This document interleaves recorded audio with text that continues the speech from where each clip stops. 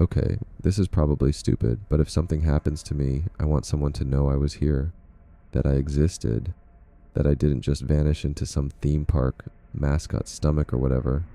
My name's Harper. I'm 26. I've worked a bunch of weird jobs. Cleaning movie theaters, restocking overnight at a hardware store, 2 weeks as a parking booth cashier until someone threw nachos at me. So yeah, when this place called Whiskerwood offered me a job, I didn't ask too many questions. The ad just said, quiet night shift, minimal supervision, immediate hire, cash pay. Sounded sketchy, sounded perfect. They didn't even ask for an interview, just said, can you get here before sundown? Which, yeah, probably should have been a red flag. But rent exists. So I showed up. The front gates looked like something from a busted roadside attraction. Big rusted arch, chipped paint, cartoon animals frozen in weird smiles. And right up top was this sign, Whiskerwood Family Kingdom, where your fun becomes forever. Except becomes forever had been painted over, sloppily. You could still read it underneath if you squinted. I stepped inside and found this old guy at what used to be a ticket booth. He looked like someone had left him there in 1973 and just forgot. Didn't say much, just smiled, way too many teeth, and slid this thick binder across the counter. No greeting, no paperwork, just this big black binder labeled in block letters, Rules. He also handed me a small laminated card, printed rules, neat font, super creepy. So yeah, here's where things got weird. Want to hear the rules? Because I've got them memorized now. Rule 1, always knock 3 times before entering costume storage C. Not once, not twice, 3 times. Like the suits are listening, or waiting, or both. Rule 2, never touch a suit if it feels warm, because that means it's not empty, whatever that means. Rule 3, if a suit is humming, hum back, not singing, humming, like it's trying to see if you're one of them. Rule 4, never speak to a mascot first. If one talks to you, let it talk. Don't answer unless you want it to think you're trying to join the conversation. Rule 5, avoid eye contact with mirrors in the prep room after midnight. They don't say why, just don't. Rule 6, never clean more than 1 suit at a time. I don't know what happens if you do, but based on how fast the guy's smile vanished when he said it, I don't want to find out.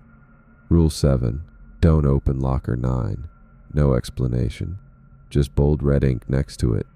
Don't. I laughed. Thought it was some weird company culture thing, like, haha, spooky rules, right? Welcome to the team. But he didn't laugh, didn't even blink, just said, those rules are there because the last guy didn't follow them. He's not around anymore. Then he handed me a walkie-talkie, half-dead battery, told me to report to the prep hall by 10 p.m., and walked off into a foggy service tunnel like some kind of disappearing crypt keeper.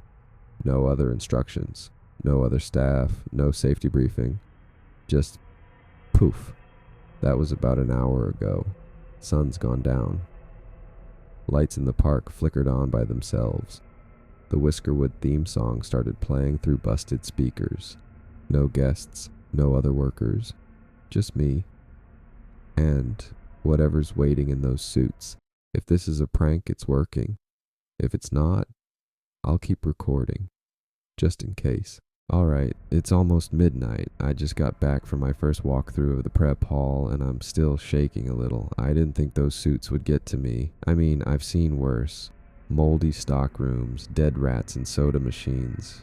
One time I found a feral cat living under a freezer at a gas station, but this was different. Wrong.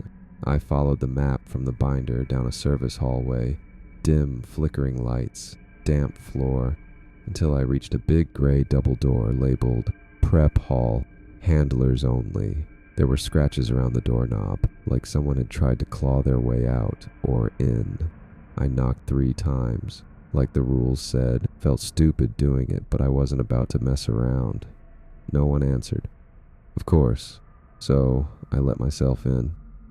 The first thing that hit me was the smell. Not rot exactly. More like wet fur and old metal. like a laundromat where something crawled into the dryer and died. There were 8 mascot suits lined up along the back wall, slouched on racks like they'd just returned from a parade. Not soaked, but moist, sticky, the kind of damp you only get from living things. I stepped back, nearly knocked over the supply cart. That's when I saw something else. Jolly Jackal's head was turned, just slightly, toward me. I hadn't touched it. I swear I hadn't touched it. I cleaned one suit, just one. Didn't rush, didn't linger, didn't break any rules. But the whole time, I felt like I wasn't alone, like something was breathing just behind the fabric, waiting for me to slip, to break a rule, even a little one. So I clocked out, walked back to the front building, didn't run, didn't look back, but I'm not going to sleep tonight. Not after that. Not with Chuckle humming, not with Betty dripping, not with Jolly watching me leave. I wasn't going to go back, not after last night, but I woke up to a text this morning. No name, just a number I didn't recognize. It said, "Don't skip your shift. That's how they notice you." That was it. No punctuation, no threads, just that one sentence. So I showed up, because apparently I'm the kind of person who listens to ominous anonymous texts now. The park was quiet, quieter than usual. No music, no lights, just the wind moving through those giant fiberglass smiles. I made my way back through the same service hallway, the one that always feels longer than it should, and when I reached the locker room I noticed something I swear wasn't there before. Locker 9. The one with the red warning in the rulebook. The one I was told never to open. It was open, just a little. A sliver. Enough for me to see something inside. At first I thought it was a costume head. One of the mascots, maybe. The plastic kind they'd use for display. But then I noticed it was breathing, not fast, just a slow, steady rise and fall. I stood there frozen, staring at it. Then the door creaked just a bit more, like whatever was inside wanted to see me better. That's when I saw the eye. Just one. It blinked. Human. Bloodshot. Way too aware. And then a voice, low, hoarse, like it hadn't spoken in years, whispered, "You're not supposed to see me yet." I backed away, didn't run, didn't scream, just backed out of the room, down the hallway, and straight to the prep hall, because somehow, in my brain, that felt safer. I'd rather face the humming chipmunk than whatever was behind that locker door. I followed every rule tonight, knocked 3 times, only cleaned one suit, didn't speak to anyone first, didn't hum unless I had to. But the locker, that wasn't me. I didn't open it, I didn't touch it. So why was it open, and who, or what, was inside? I don't know how long I can keep pretending this is just a job. I think the park is watching me now, waiting. And worst of all, I think Locker 9 is just the beginning. I didn't notice it at first. I mean, you wouldn't. Not unless you'd spent hours with these suits like I have. The fur, the shape, the colors. They're all designed to blur together. But I'd been around Big Betty Bunny enough to know her hands. She's got those oversized white gloves, 3 fingers, cartoon style. Clumsy stitched-on things. Tonight, they weren't the same. The left glove looked too clean, too new. The fabric didn't match. It wasn't as faded. The right glove, that one was worse. It was the shape. Too thin, too human. I checked the tag on the inside. It was still labeled Betty, so I figured maybe someone had done a cheap replacement, maintenance or something. But when I touched the right glove, it twitched. Like a muscle spasm, like something was inside. I pulled my hand back so fast I knocked over a bucket of cleaning solution. Didn't even care. I just stared at that hand. It twitched again, and then the fingers curled, not all at once, but slowly. Like someone testing out joints for the first time. Like someone learning how to move. The suit wasn't plugged in. There's no animatronics in these things. I asked, so I backed away. Quiet. Slow, one step at a time, and that's when I saw it. The glove had slipped just enough for me to see what was underneath. Skin, not plastic, not foam. skin, pale, veiny, with a wedding ring. I left the room. I walked out and sat in the supply closet for 20 minutes just breathing, trying not to think about who that hand belonged to, or what happened to the person it used to be part of. I didn't report it. Who would I even tell? The guy at the front desk is gone. There's no one on staff but me. And someone, or something, is in that suit. I don't think Big Betty is empty anymore. I think she's learning how to move. And next time I see her, I think she'll want to shake my hand. There's this mirror in the costume room. It's huge, wall to wall, bolted in with rusted brackets. Probably for checking the mascot suits before going on stage. Makes sense, right? You'd want to make sure your tail isn't lopsided before high-fiving a kid. But lately, the mirror's wrong. I first noticed it last night. I was brushing lint off Tango the bear, just doing the routine, when I glanced at the mirror and saw movement. But I wasn't moving. I froze, watched myself, but it wasn't me. The reflection was off by a half second, tiny at first, a blink I didn't make, a breath I didn't take, then more. The other version of me shifted its head when I didn't. I raised my hand, slowly. My reflection raised its too, but with a different expression, not surprised, not afraid, smiling, just smiling. I backed away. I told myself it was the lights, delayed reflection from cheap glass. Maybe the mirror was warped, but deep down, I knew better, because it wasn't just the timing. It was the thing standing next to my reflection. In the mirror, right behind me, I saw Chuckle the chipmunk, full costume, hands at his sides, head slightly tilted. But when I turned around, the real Chuckle, the actual suit, hadn't moved, still slouched on the rack like always. I looked back at the mirror. Chuckle was gone, and my reflection was standing still now, head tilted, same as his. I walked out of that room and didn't go back in. Not even to finish my checklist. And yeah, I know what the rules said. Avoid eye contact with mirrors in the prep room after midnight. I didn't even check the time. Didn't think I had to. But now I wonder, what happens if the reflection starts acting first? What happens when it stops copying me? Or worse, when I start copying it? I wasn't looking for it. I just wanted somewhere quiet to breathe. Somewhere without fur, or humming, or mirrors. There's a small maintenance hallway behind the prep hall, barely wide enough to walk through without scraping your shoulders on the pipes. No lights, smells like rust and old mop water. I figured no one would bother me there. I was wrong. Halfway down the hall I saw it, a section of the concrete wall where the paint had peeled off. At first I thought it was just graffiti, but then I looked closer. Not spray paint. Scratches, letters, carved deep into the cement, over and over again. The same name, Victor. Some of the scratches were desperate, crooked, uneven, like whoever did it had bloody fingers and no time. Others were perfect, slow, precise. Some had dates next to them. None of them were recent. The newest one was from 1998. But here's the thing. I've never met a Victor. Not here. Not anywhere in the employee handbook, so I asked. I texted the number that sent me that creepy warning about not skipping shifts. All I sent was, "Who's Victor?" They replied almost immediately. 4 words. He broke Rule 5. I didn't respond. What could I even say? I went back to the prep hall just to confirm something. And there it was. One of the nameplates on the storage lockers had a corner chipped off.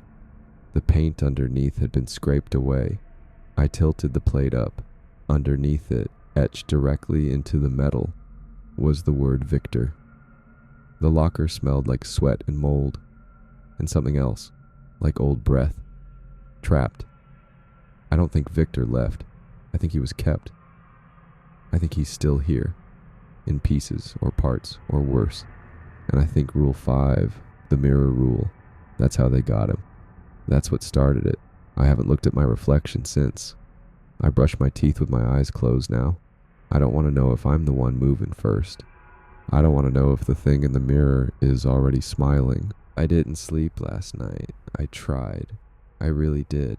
I laid down, turned the lights off, wrapped myself in blankets like that would somehow keep me safe from anything with claws or teeth or a name scratched into a wall. But I couldn't stop hearing it. The humming, even at home, soft, just under the silence. I told myself it was in my head, residual noise, auditory aftershock or whatever. But then tonight, back at the park, it got worse. It wasn't just humming, it was singing. I was walking through the main path between the Ferris wheel and the bumper cars. They call it Whiskerwood Way. Dead quiet, the usual. Except tonight I heard voices, faint at first, like a music box 2 rooms away. Then words, lyrics, but not the usual theme song, not "come play with us, stay with us." No.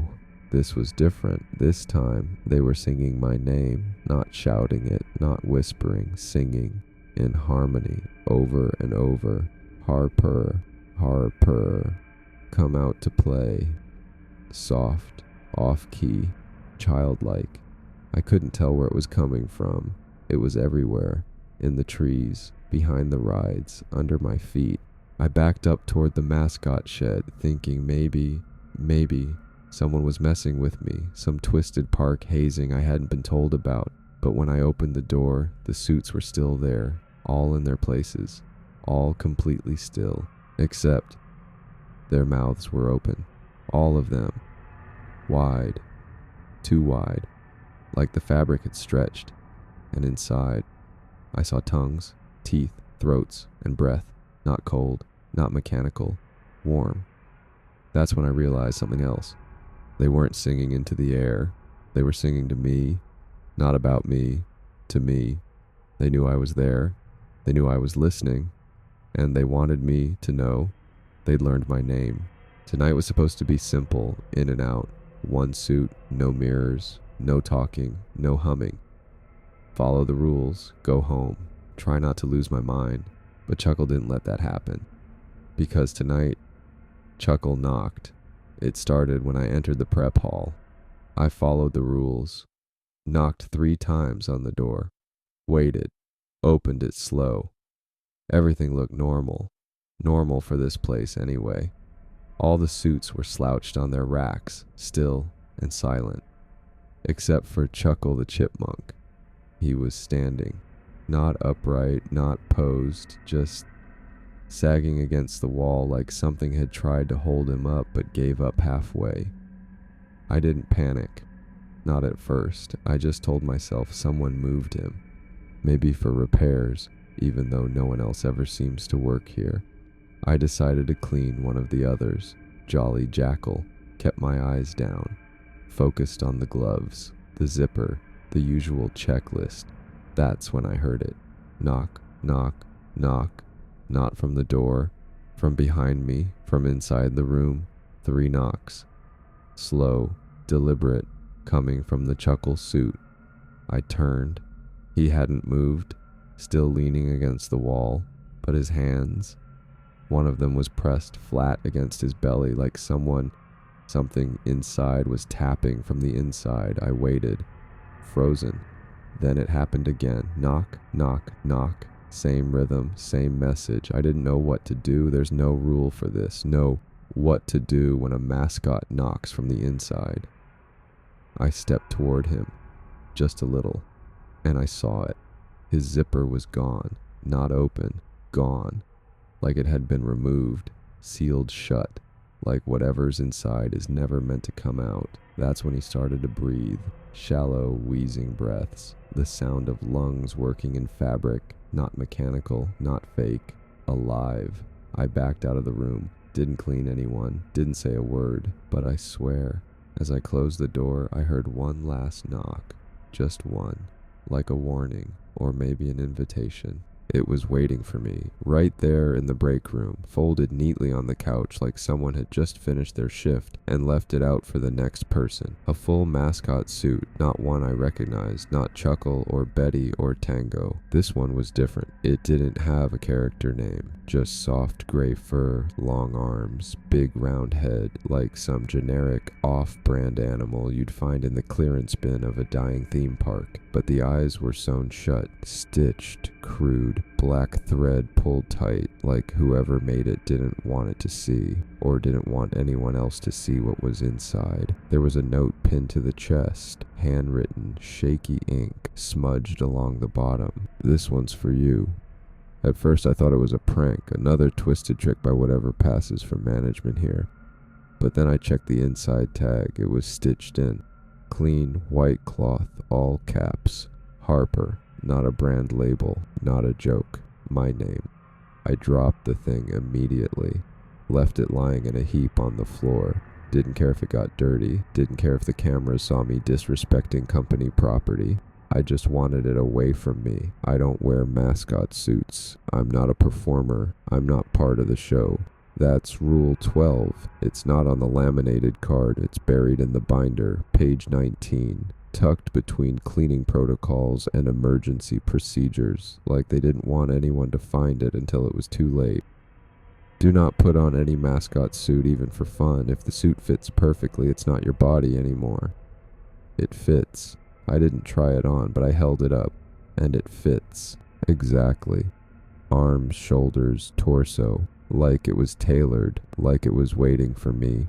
I left it there, still on the floor, but when I clocked out, it wasn't on the couch anymore. It was standing, propped upright in the corner of the break room, head tilted, facing the door, and its hands were clasped together, like it was being patient.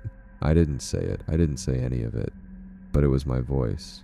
I was walking past the old teacup ride, the one that hasn't spun in years, just checking power boxes, doing my rounds, trying to stay busy so I wouldn't have to think about the suit with my name on it, and then the speakers crackled to life. It wasn't music this time. It wasn't the usual warped jingle or some forgotten recording. It was me, my voice, calm, clear, just like this. But I wasn't talking. My mouth wasn't moving, and I sure as hell wasn't near a mic. The voice said, "Everything is fine. Please remain in your designated area. The mascots are friendly if you follow the rules." It repeated. Twice. Then it added, "We're happy you're still with us, Harper." That's when I stopped walking, because that part wasn't on a loop. That part was new, and it said my name. I looked around. No one there. No cameras I could see. No staff. Just me and rows of dead rides and empty snack stands. I checked my walkie. Nothing. Dead air. I went into the maintenance office, pulled open the old intercom system, the kind that broadcasts to the whole park. Dusty. Disconnected. There's no way it could have been me. No recordings, no input, but somehow the park still had my voice, and not just a sound-alike. Me. Same tone. Same pacing, same nervous edge I've had every night since I took this job. It wasn't a message from me. It was a message as me, like the park was practicing, rehearsing, getting ready for the day I disappear, so it can pretend I never left. Tonight I heard music, not the usual warped speaker jingle, not that creepy lullaby version of the theme song. This was loud, clear, marching band style, like a full parade was moving through the park. I stepped outside the break room, expecting maybe a prank, maybe a recording set on loop. But no, the lights were on. All of them, every path, every ride, every food stand. The whole park was glowing like it was the grand reopening, and down the main walkway, right past the carousel, they were marching. The mascots, Chuckle the Chipmunk, Big Betty Bunny, Jolly Jackal, Tango the Bear, even Patchy. All of them, perfectly spaced, moving in rhythm, waving, bowing, clapping. But no one was inside. I could see through the eye holes. Nothing. The suits were hollow, empty, like puppets without strings. Or worse, like the fabric itself had learned how to walk. The way they turned their heads in unison. The way they paused at each light post. It was too precise. Too rehearsed. Like they'd done this before. Like they were practicing for a real audience. There were no guests. Just me. I ducked behind the cotton candy stand and watched. They passed slowly, never breaking formation, and right as they reached the gate to the old kiddie coaster, they all stopped, turned, faced the camera on the light pole, waved, not at the lens, at me, because I realized too late there was a live feed playing in the break room, and I'd left it on. They knew I was watching. I don't know how long they stood there, waving in perfect silence, but when the screen cut to black, the music kept playing, and it hasn't stopped since. I think they're getting ready. For what? I don't know. But it's not for guests, it's for someone else. I always thought the 𝐃𝐨𝐧'𝐭 the King thing was a gimmick. He was the park's original mascot, a giant patchwork raccoon or possum or something. I've seen the old merchandise, golden paper crowns, royal scepters made of foam.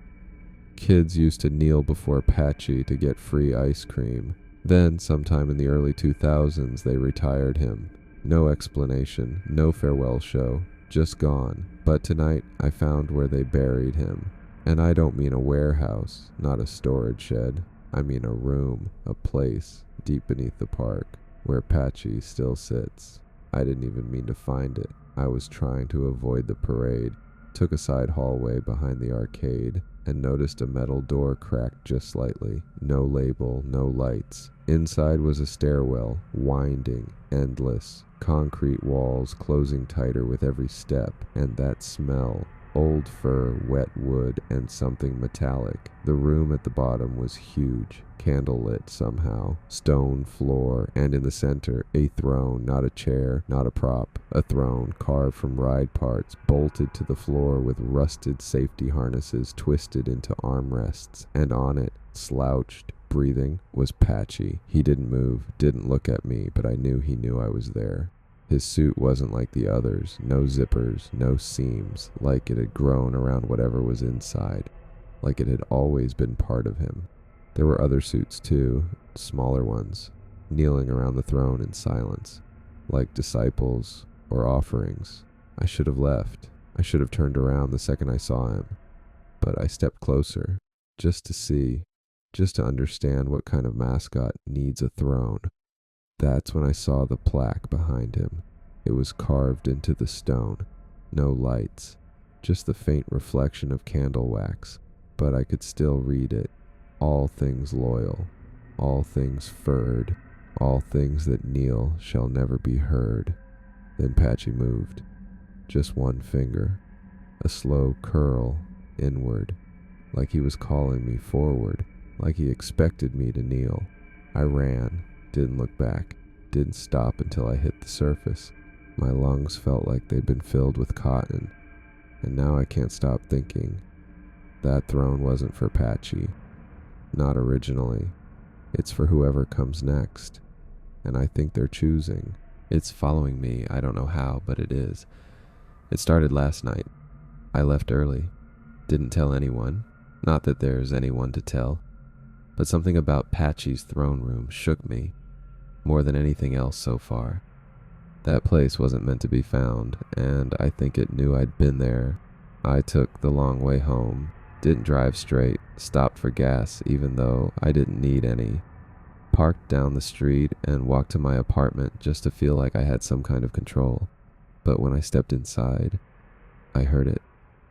Humming, faint, low, like someone humming through a mouthful of fabric. At first I thought it was the fridge, or maybe the pipes. I live in a building that was never meant to survive a second winter. Weird sounds are normal, but then it moved. The humming shifted rooms, started near the kitchen, then behind the wall by the bathroom, then under the floor. I stood in the middle of my apartment and just listened. Frozen, because the pitch, the rhythm, It was the same as the night Chuckle hummed at me. Exactly the same. I grabbed my phone and opened the voice memos. I'd recorded the sound once, back during that first week when I thought maybe I was imagining things. I played it back. The pitch matched perfectly. That's not supposed to be possible. I'm 12 miles away from Whiskerwood. There are no speakers in my apartment. No recordings, nothing. But the humming was here, inside, somewhere. I tore the place apart, checked the closets, the drains, even under the bed. Nothing. But every time I stopped moving, it came back, like it was waiting for silence, like it wanted me to hear it. And now it's worse, because it's not just humming anymore. This morning, while brushing my teeth, I swear I heard words, whispered between notes, just one phrase, software repeated. Almost home, Harper. I haven't been back to the park since, but I know it doesn't matter, because whatever's humming isn't there anymore. It's with me. I wasn't supposed to find them. They were hidden in the most obvious place possible, inside the lost and found. A plastic bin marked MISC under a pile of tangled lanyards, single shoes, and a melted birthday crown. At first I thought they were photos of guests, old Polaroids, faded, curling at the edges, some so bleached by time the color was gone completely, but then I looked closer. They weren't of guests, they were of mascots, specifically the suits, still recognizable by their colors, their ears, their names written in faded marker on their paws. Except they didn't have fur, they didn't have cartoon eyes or padded gloves. They had faces, human faces, eyes, lips, teeth, expressions. Some were smiling, some weren't. A few looked terrified, but all of them were trapped inside the open mouth of a mascot head, like the fabric had grown around them, like it wasn't worn, but grown into, absorbed. I flipped through every photo. Each one showed a different stage. One was just a guy with a Betty Bunny head resting on his shoulders, looking proud, like it was his first day. The next one, the same man, had the head pulled down and stitched to his neck. The one after that, only the bunny face was visible. The man was gone. 38 photos total, each one labeled by hand, and every single one had a name and date. Most of the names meant nothing to me, but one didn't. Victor. There he was, wearing half the Chuckle suit, his eyes still human. The next photo, just Chuckle, fully formed, no date, just a single word scribbled underneath. Accepted. That's when I realized what I was looking at, not a costume archive, not a performance record. This was a timeline, a before and after of people becoming suits, or being used to complete them, or worse. And there was one photo left, in the back, face down. I flipped it over. It wasn't labeled. But the suit was the same one that showed up in the break room. Gray fur, long arms, eyes sewn shut, and the face was blurred, not scratched, not damaged.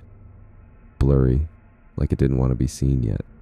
But I recognized the shape of the shoulders, the curve of the jaw, the way the head tilted slightly left, like I do when I'm nervous. It was me. I don't remember taking the photo. I don't remember being in that suit. But somehow, the picture does. I put the box back. Didn't take anything. Didn't say a word, because I think the next photo isn't meant to be taken. I think it's meant to be me. There's a box in the back of the maintenance closet labeled Training Archives. I've walked past it a dozen times and never thought twice, but today it was open, just enough to notice, just enough to feel like an invitation. Inside were stacks of old tapes, plastic clamshells with fading labels. Most were harmless. Safety drills, parade choreography, a fire procedure from 1995, but one was different. A black VHS with no label, no logo, no title. Just a strip of white tape across the front that said, in shaky marker, "Do not play." So I played it. because that's who I am now. The kind of person who hears humming in their apartment and watches cursed theme park footage because they can't sleep. The footage was grainy but clear enough. No intro, no countdown, just a man, mid-50s, dark suit, red tie, standing in the center of a poorly lit stage. The original founder of Whiskerwood. I'd seen him before in old park posters, back when the mascots had bigger smiles. He wasn't smiling in the video. Behind him were 5 mascot suits, laid out like bodies, arms flat, legs straight, eyes closed, just the suits. No people inside, or so I thought. The founder looked straight into the camera and said, "We will now attempt full resonance. 5 vessels, 5 names, 1 song." Then he held up a tuning fork, struck it against the floor, and the suits twitched, not all at once, one at a time, fingers, toes, heads rolling side to side. No one put them on, no one pulled strings, they were just moving. He began humming, a low, off-key tone, slow and rising. The same rhythm I've heard in the prep hall, the same pitch that followed me home, and the suits responded. They didn't hum back, they breathed, deep chest-heaving breaths that sounded like fabric filling with lungs. The founder raised both hands, and then he said, "To rule the joy, you must swallow the pain. To wear the face, you must forget your own." Then one of the suits stood up, patchy, even back then, tall, stitched together from 3 types of fur. The founder knelt before him, and the tape cut to static. No ending, no credits, just the sound of wind across an open mic. I ejected the tape and put it back exactly where I found it.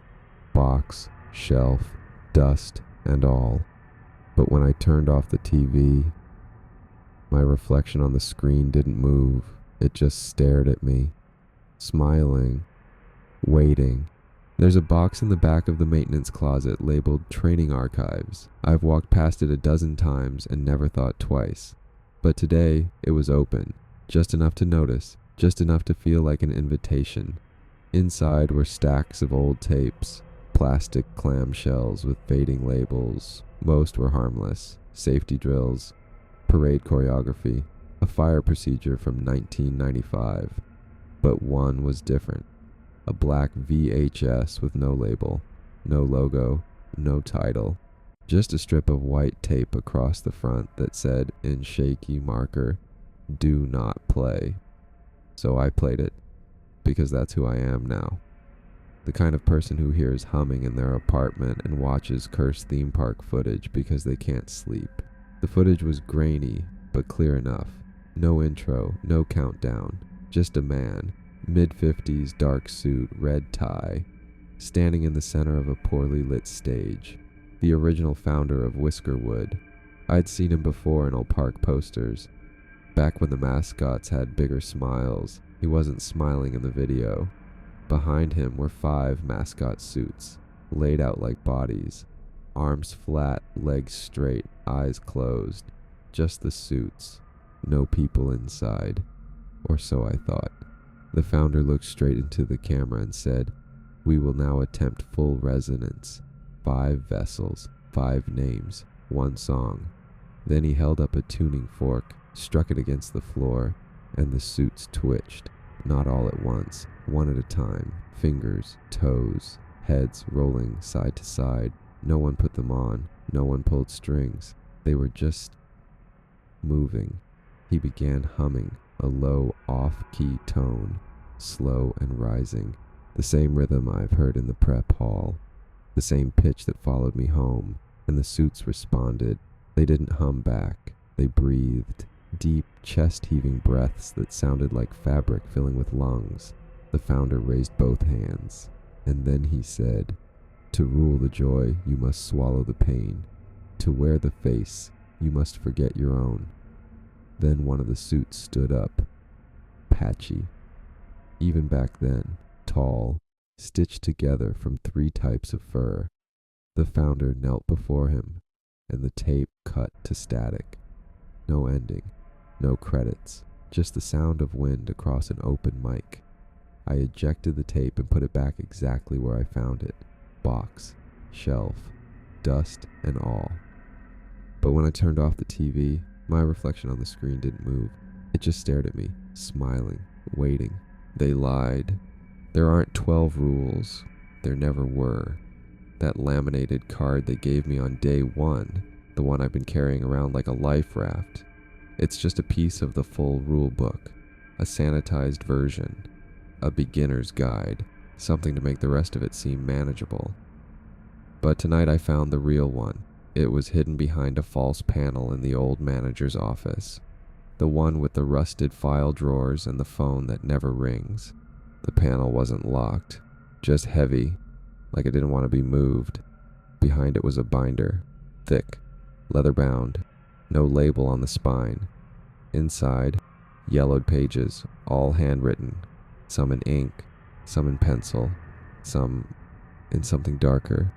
There were over 100 entries, most numbered, some crossed out, others smeared. Entire sections marked simply with "failed." I read as many as I could before my hands started shaking. Here are just a few. Rule 17. If a guest asks where they are, lie. Rule 24. Never acknowledge the sixth mascot. There are only 5. Always. Rule 31. Don't look directly at the birthday candles in the lost party room. They remember your face. Rule 46. If you hear chewing in the foam pit, leave immediately. Rule 58. Do not enter the costume while angry. It remembers mood. It keeps it. Rule 66. If a child mascot offers you a hand-drawn map, do not follow it. The places on it aren't real, but they become real if you believe them. There were more, dozens more. Some didn't even feel like rules. They felt like warnings, afterthoughts scrawled by people who learned too late. And at the bottom of one page, circled 3 times in red ink, I found this. Once they know your name, rules become suggestions. That explains so much. The humming, the singing, the voice on the speakers using my name, the photo with my face blurred out like it hadn't settled yet. They know me now. Not just my badge, not just my file. Me, and now the rules aren't enough. They're shifting, twisting, changing with me. I think that's why the original rulebook ends in blank pages. Not because the rules stopped, but because after a certain point, they start writing themselves. I always thought Big Betty Bunny had the friendliest face. Out of all the suits, she looked the most harmless. Big felt ears, soft pink fur, permanent smile stitched from cheek to cheek. Even when things got weird, when I caught her hand twitching or saw her reflection move on its own, she still looked like a character meant for kids. Tonight, she didn't. I was doing my rounds, passing through the prep hall, just trying to pretend things were normal. There was a checklist on the wall. Check for signs of damage, frayed stitching, loose parts, signs of tampering. I wasn't even reading it anymore. I was just checking boxes to feel in control. Then I saw Betty, sitting on the floor, not the rack. The floor, like someone had pulled her down and posed her, back straight. Legs crossed, arms folded gently in her lap, and her head was tilted, just a little, like she was waiting, or listening. I stepped closer. There was something off about her smile, not the usual wide, plush grin sewn into her muzzle. This one was different, wider, sharper. It looked like the fabric had torn or been pulled back, just enough to reveal something underneath. A second mouth, not made of felt or stuffing, but skin, pale lips, and teeth, human teeth, yellowed, uneven, some cracked, one missing entirely. She wasn't wearing a mask, she was growing one, or someone, and the worst part, the lips were moving, not open closed like talking, just stretching, grinning wider, like whatever was underneath liked being seen. I couldn't move. I couldn't look away, not until the eyes blinked. Her eyes, they blinked, just once, slow, heavy, like it took effort. And that smile, the real one, the one with flesh and gums, it twitched, a little curl at the corner, like she was happy I noticed, like this was for me.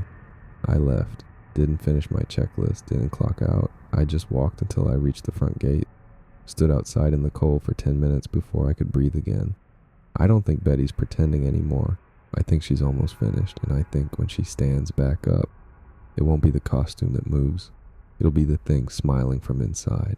His name was Julian, or at least it used to be. I found him after hours of digging through old employee files, maintenance logs, incident reports. Most of it shredded, water damaged, or scribbled out in black marker. But one file survived, barely, a discharge report from 2006. Reason for termination, unfit for re-entry.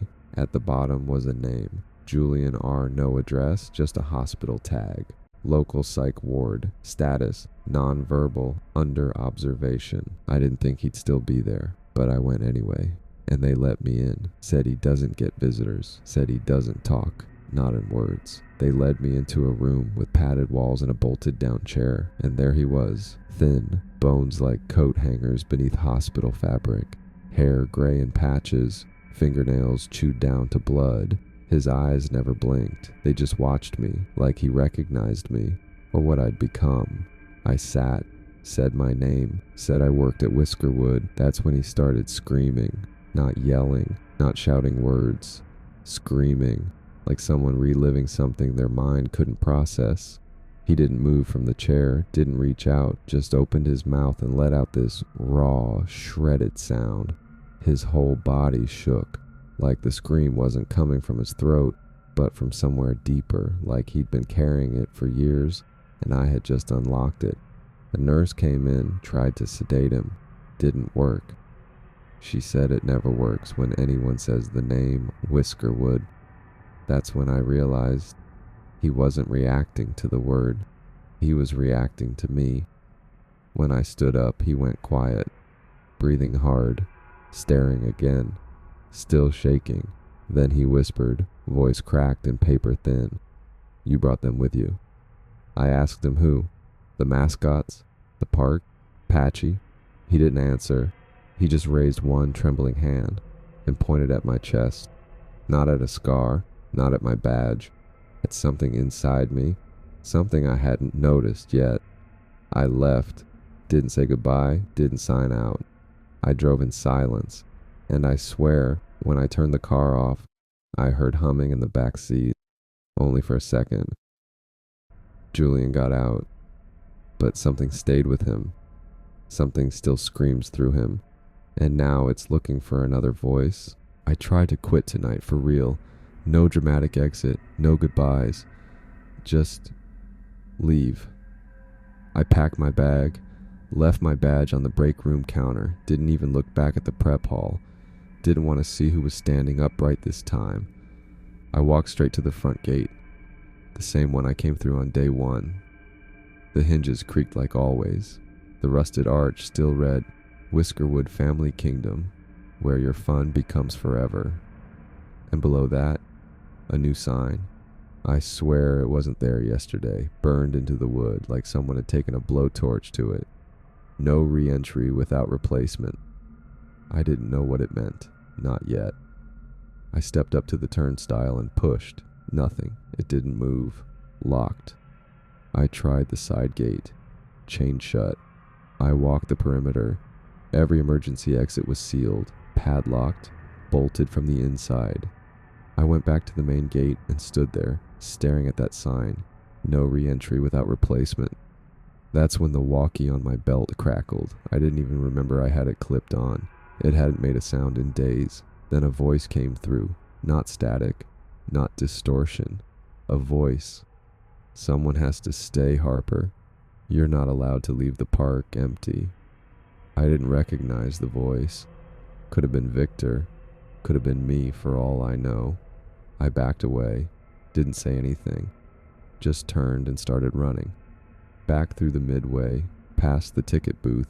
Past the rotting mascots frozen in fiberglass grins. I needed air. I needed to get out. And that's when I saw it.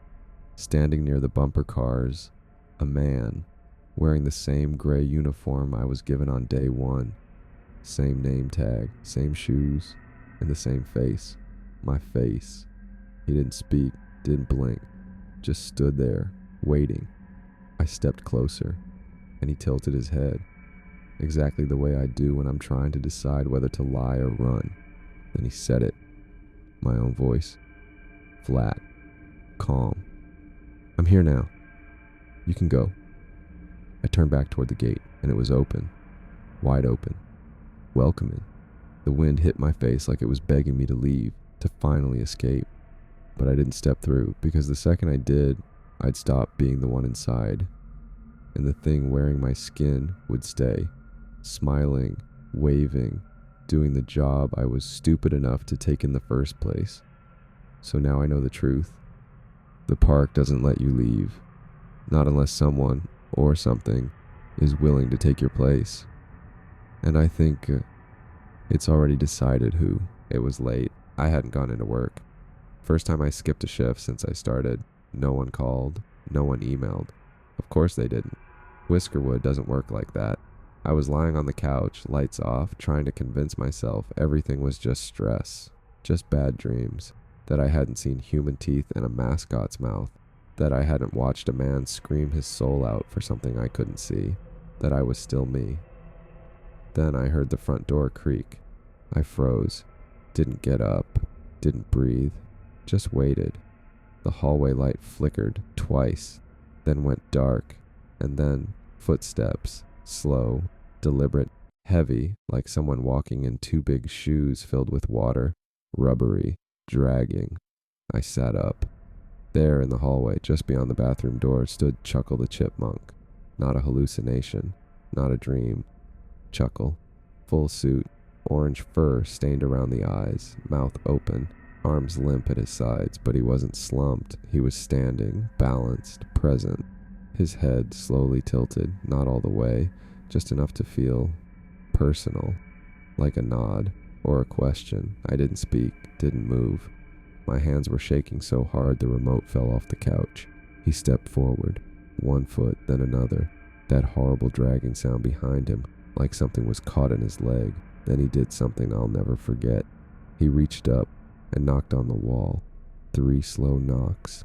The same pattern he used inside the prep hall. The same one I'd heard from inside his suit. Knock, knock, knock.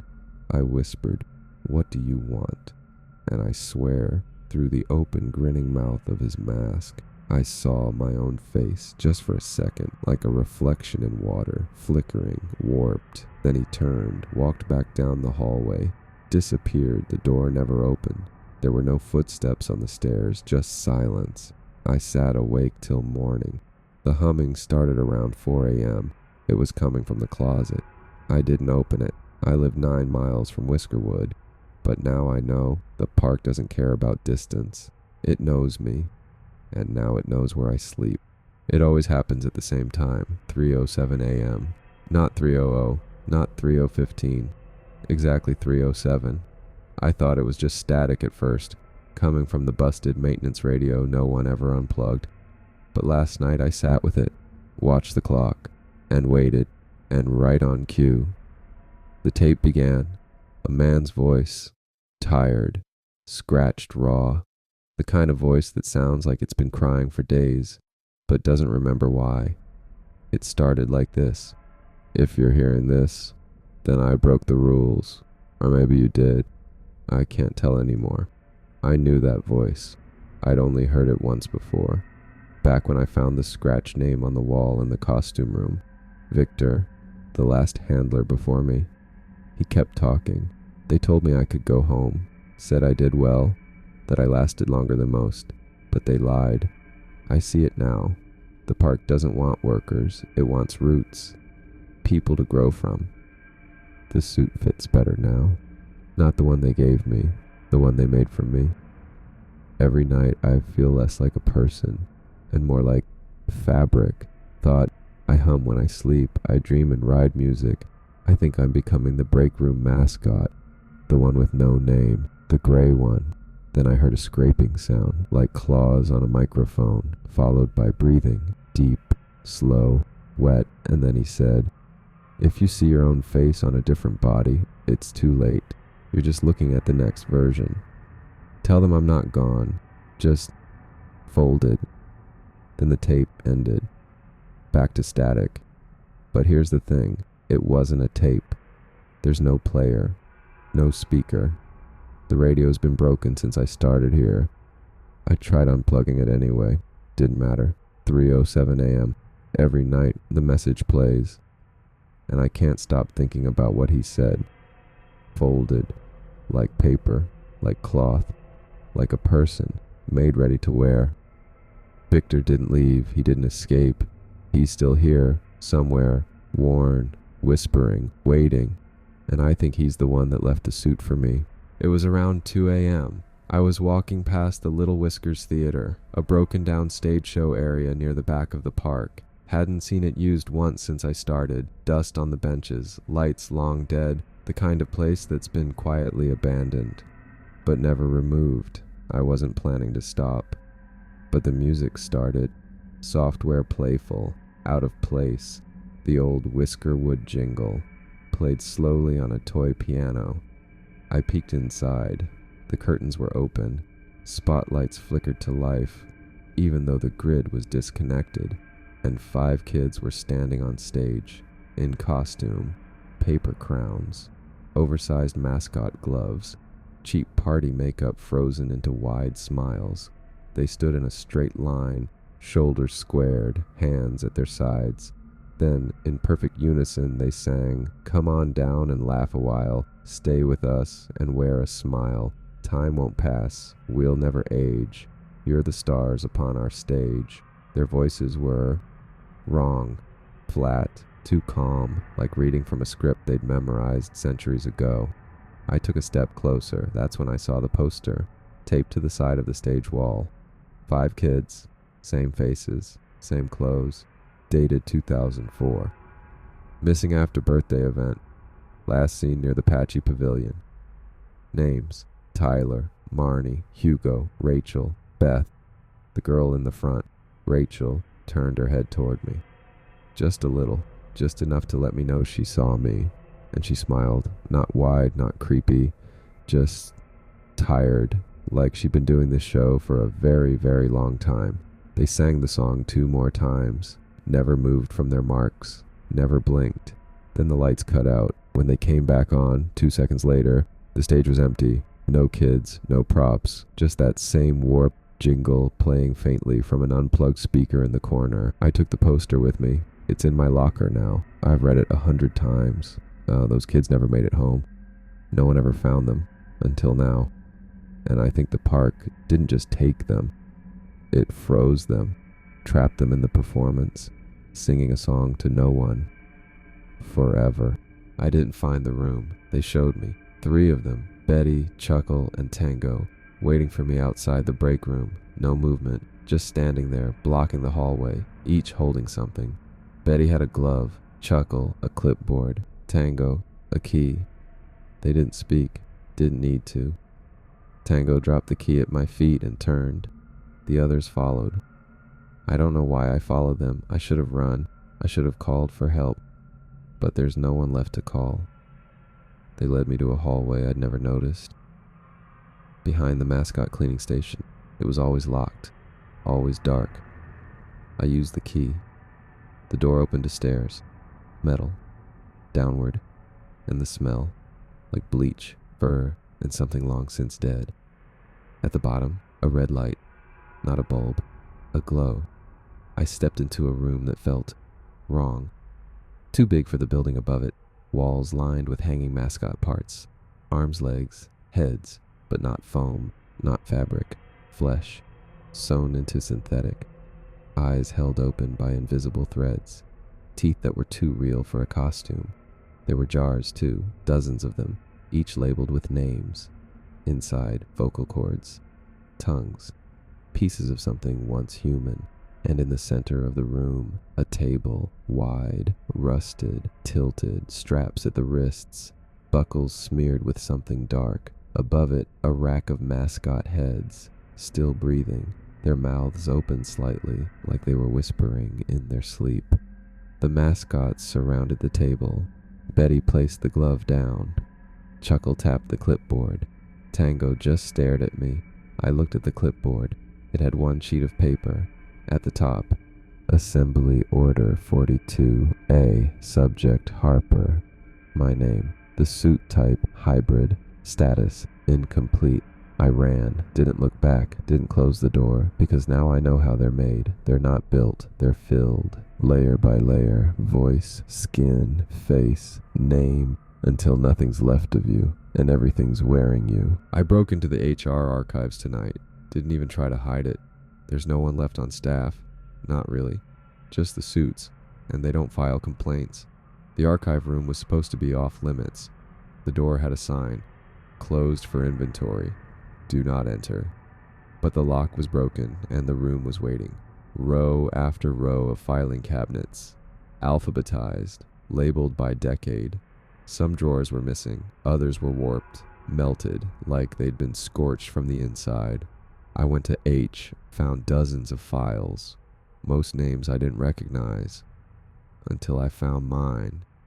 Harper L. Stained folder. Date of hire, 2014.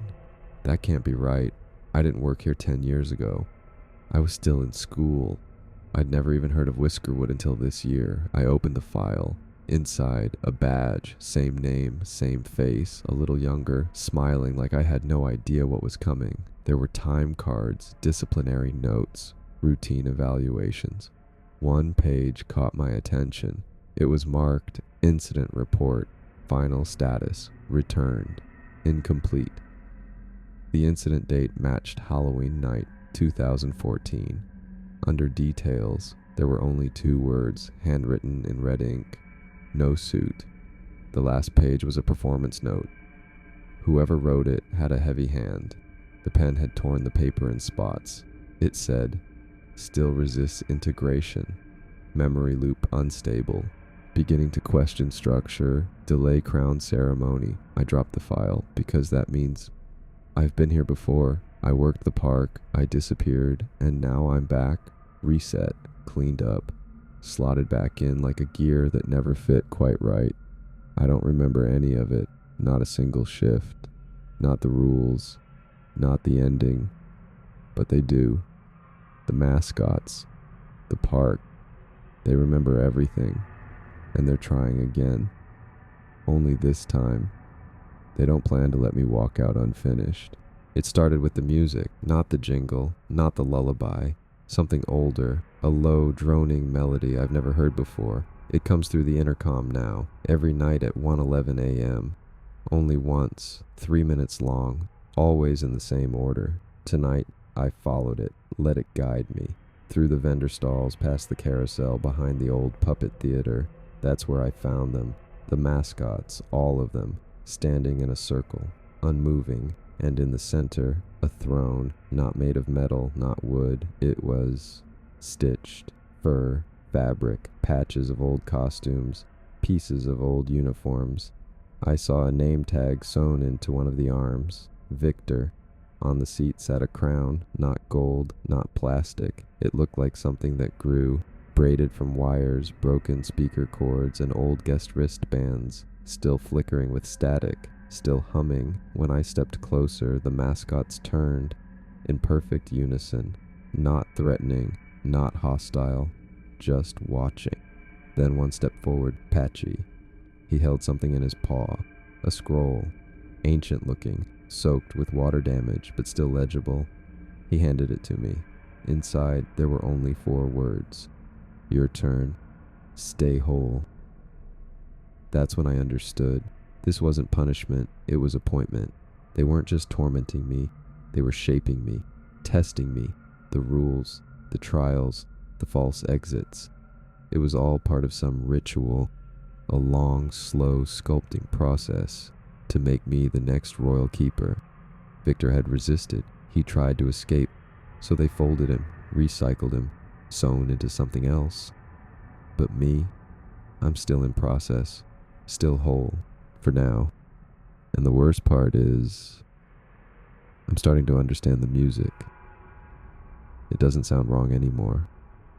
It sounds familiar, like something I've known all along. The ceremony is coming, and when that crown touches my head, I don't know what I'll be wearing underneath my skin. I thought fire would fix it. That was the plan. Simple, final. If I couldn't run, if I couldn't escape, then I'd burn the whole thing down. The prep hall was the target. That's where they sleep, where they hang, where the air tastes like old fur and low electricity. I came in with a gas can from the maintenance shed, left a trail across the floor, soaked the racks, made sure every last suit got a good dose. Patchy, Chuckle, Betty, Tango, even the gray one that never gets named. I didn't leave anything out. When I struck the match, I hesitated, not out of fear, not doubt. They were watching me, all of them. Their heads didn't move, but I could feel their eyes, the pressure of their gaze, like they knew this had happened before, like they were waiting for it to fail again. I dropped the match anyway, and for a moment, I felt relief. The flames caught, orange and hot and hungry. The suits lit up like kindling, and then they screamed. Not speakers, not pre-recorded sound effects. Real screams. Raw, wet, panicked. Like the fire wasn't touching fabric, but skin. They thrashed, limbs flailing, empty heads snapping side to side. One of them, Tango I think, dragged itself off the hook and hit the ground. Its fur was peeling, and beneath it, not stuffing, not foam, muscle, veins, pale twitching hands. I ran. The fire didn't spread. It stopped, like it hit a wall of cold air. When I looked back, the flames were gone, smoke rising from the suits. But they weren't burned. They were healing, stitching themselves back together, slowly, quietly. Patchy was the last to move. He raised his paw, pointed at me, and smiled, not like a mascot, not like a man, like something that knew it had won. Because now, I know, you can't destroy them, not by fire, not by force, because they're not costumes, not anymore. They're hosts, and every time I fight back, I get a little closer to becoming one. I waited until morning, thought maybe the light would help, that if I walked with purpose, not fear, the park might let me go. I packed nothing, left my badge behind, wore my own clothes, didn't even look at the suits on my way out. I headed straight for the front gates. No detours, no hesitation. They were open, wider than I'd ever seen them, like the park was inviting me, daring me. I stepped through and found myself back inside. At first I thought I was imagining it. Maybe I got turned around. Maybe I looped a corner. So I tried again, walked through the ticket booths, through the exit arches, kept walking until the pavement changed beneath my feet. Then again, whisker wood, carousel spinning, midway lights flickering. I didn't go in circles, the gates did. Every exit is an entrance. Every road out leads back in. Even the sky feels different here, like it's not connected to anything beyond the park's fences. I screamed loud. No one answered. I climbed a ladder behind the gift shop to look for rooftops. All I saw was fog. Gray, endless, pulsing fog, like the park is wrapped in a cocoon, a cage made of nothing, but stronger than steel. That's when I saw the billboard. It wasn't there before. Huge, looming, just outside the gates, and on it, me, smiling, wearing the Mascot crown. Below my face, Whiskerwood's newest keeper, stay and smile forever. I fell to my knees, because I finally understood. The crown wasn't just symbolic. It's a lock, a promise, a prison. They're not trying to keep people out. They're keeping me in. They made it official tonight. The suits, the lights, the crown, the whole twisted ceremony. I didn't fight it. Not because I gave up, because I finally understood what the park wants. It needs someone to say yes. All this time it's been shaping me, testing me, not to scare me away, but to fit me, to break off the jagged parts until I slid into place. And now, I do. The ceremony took place in the Central Plaza, where the parade never runs anymore. All the mascots were there. Patchy in front, Victor's throne beside him, empty, waiting. Above me, the lights flickered in sync. The same 3-minute melody hummed from the speakers. The crown sat on a velvet pillow. Wire, fur, teeth, still warm. Patchy stepped forward, and for the first time, he spoke aloud. "Will you wear what was made for you?" I nodded. He lifted the crown, placed it gently on my head, and I let him. For a moment I felt nothing, then everything. Voices, memories, screams, smiles, children's laughter echoing in reverse, time spiraling in on itself like a funhouse mirror. I saw what the park is, what it's built on. Not soil, not foundation. People.